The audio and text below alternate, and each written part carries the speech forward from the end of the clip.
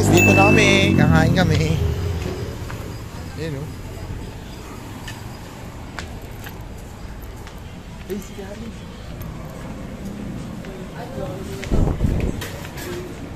Di. Sir. Di. Ay ka. Wait lang. Kakain kami. Barbecue. Yun o, si Vito yun. Sir. Kinuha ko na yung passport ko.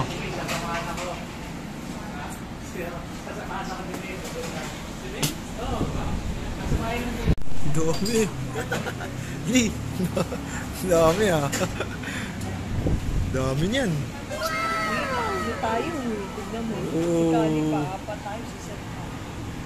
Ito. Ay, ito pala ito. Sabusay. Hindi yung... Baby, ano naman? Video yan ha. Busog.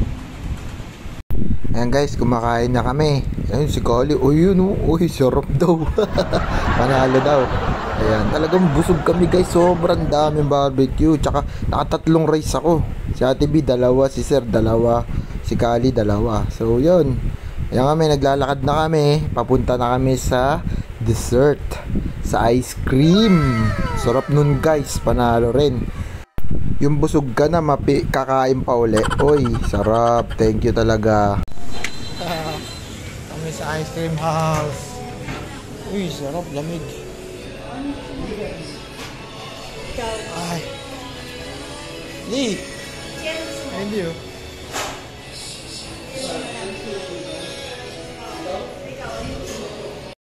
Ayan guys, umorder na kami ng mga ano namin, ice cream. Pero parang ordering ko dyan yung pinaka best seller nila eh. Yung Frap, lasang Starbucks yun. Guys, sobrang sarap nun. Grabe, yung kay Kali Oreo, kay Sir kape. Ito yung sa amin ni Ate Bitoy. Pareho kami ng order, diba? Ayan oh. Ang sarap guys, panalong panalo yan. Kita nyo naman sa video guys, diba? Ang ganda ng presentation. Plus, yung lasa, hindi tinipid. Talagang yung lasa, grabe yung akin, no joke guys. Parang Starbucks. Ayan, tapos namili na ng baon ni Kali para sa linggong darating. Ayan, sa school niya, ayan. Uy, bumaril pa nga.